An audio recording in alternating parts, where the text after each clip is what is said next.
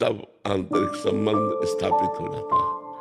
जो हमारा जीवत्व अभिमान है, देहाभिमान है, विद्या का, रूप का, कुल का, धन का, जाति का, देह का, नाना प्रकार का जो अभिमान है, वो जब गुरु के चरणों में समर्पित हो जाता है तो आंतरिक संबंध गुरु से हो जाता है।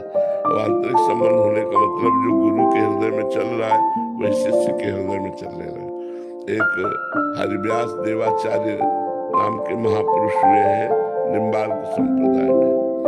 वो श्री भट्ट देवाचार्य जी उनके गुरु हैं। तो अपने गुरुदेव के पास आए और कहा, शरणागत हुए और कहा मैं दीक्षा लेना चाहता हूँ।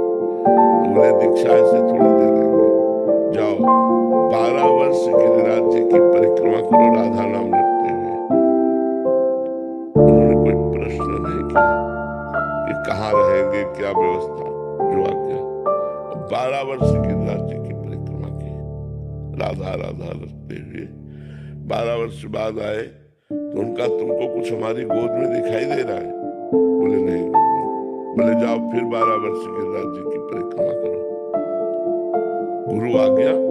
12 वर्ष फिर लौट के जब आए 24 वर्ष बाद, तो उनका गुरुदेव, आपकी गोद में प्रिया प्रीतम दिखाई दे रहे हैं, प्रिया जी बैठी है आपकी गोद में, प्रीतम।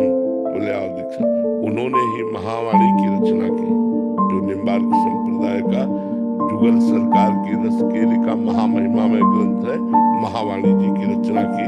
जब गुरुदेव को इस तरह से वर्ण किया, गुरुदेव की आज्ञा का पालन किया। नहीं अपने लोग होते तो बोले 24 वर्ष गुरु आज्ञा में, इसके बाद गुरु दीक्षा।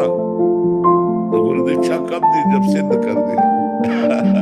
खुले नेत्रों से देखा प्रिया प्रीतम गुरुदेव की गोद में विराजमान है, तब दीक्षा दी और तब महावाणी की रचना की। बहुत बड़े महापुरुष हैं। तो गुरु से आंतरिक संबंध है, उनकी आज्ञा का पालन करते हैं। अहंकार समर्पण है। गुरु ने आज्ञा की, बस बिना कोई प्रश्न किए गुरु की आज्ञा में लग गए। 24 वर्ष तक गिरिराज जी की परिक्रमा और राधा नाम का जब, उससे सारे पाप नष्ट हो गए और दिव्य दृष्टि प्राप्त हो गई, गोद में प्रिया प्रीतम के दर्शन हो गए। तो ये है, जब हम गुरु को अपना अहंकार समर्पित कर देते हैं तो हमारा गुरु से आंतरिक संबंध हो जाता है। और जब गुरु से आंतरिक संबंध होता है तो गुरु के स्वरूप का दर्शन होता है। गुरु कृपा करके अपने स्वरूप का दर्शन कराते हैं।